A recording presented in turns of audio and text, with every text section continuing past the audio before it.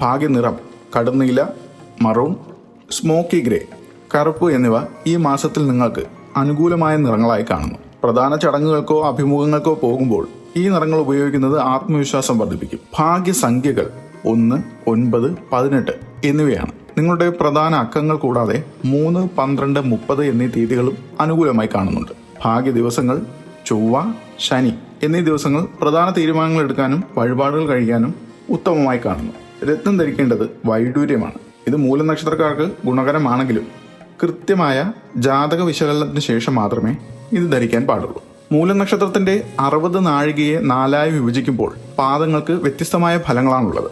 1-ാം പാദം അംശം മേടം.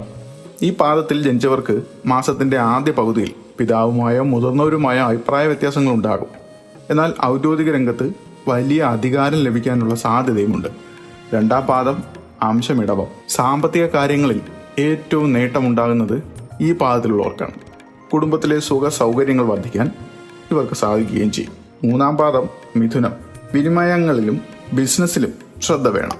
ചെറിയ യാത്രകൾ കൊണ്ട് നേട്ടമുണ്ടാക്കാൻ സാധിക്കുമെന്നും എഴുത്തു ജോലികളിൽ ഏർപ്പെടുന്നവർക്ക് മികച്ച സമയമാണെന്നും പറയുന്നുണ്ട്. 4-ാം പാദം കർക്കിടകം. മാനസിക സമാധാനം വർദ്ധിക്കും.